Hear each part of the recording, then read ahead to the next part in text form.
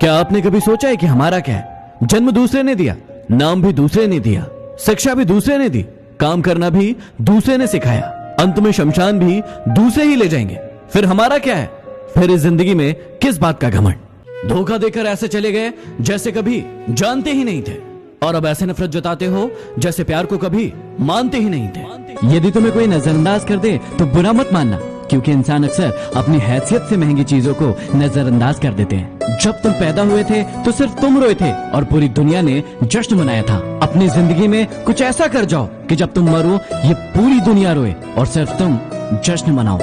इंसान को धोखा नहीं देता, बल्कि उसकी उम्मीदें उसे धोखा देती है जो वो दूसरों से रखता है। ठुकरा दिया था जिन्होंने तुम्हें तुम्हारा वक्त देखकर। कसम खाओ ऐसा वक्त लाओगे कि मिलना पड़ेगा उसे तुम्हारा वक्त लेकर। हमें हमारे भाग्य से ज्यादा ही मिला है। यदि आपके पाँव में जूता नहीं है तो अफसोस मत कीजिए, दुनिया में कई लोग ऐसे हैं जिनके पास पाँव ही नहीं है।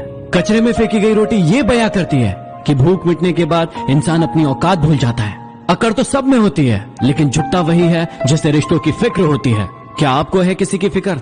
यदि कोई आपको अच्छा लगता है तो अच्छा वो नहीं, अच्छे आप हैं, क्योंकि उसमें अच्छाई देखने की नजर आपके पास है। आज नहीं तो कल उसे यह एहसास हो ही जाएगा।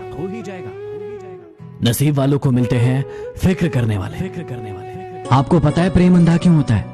क्योंकि आपकी माँ ने आपका चेहरा देखने से पहले ही आपसे प्रेम करना शुरू कर दिया था। आपकी तकदीर में एक भी गम ना होता। अगर तकदीर लिखने का हक आपकी माँ को होता।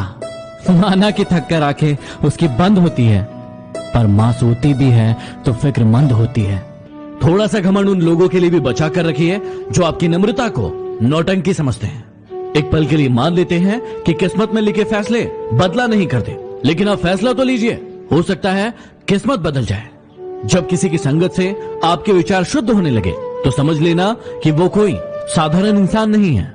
विकल्प बहुत मिलेंगे मार्ग से भटकाने के लिए, लेकिन संकल्प एक ही काफी है मंजिल तक जाने के लिए।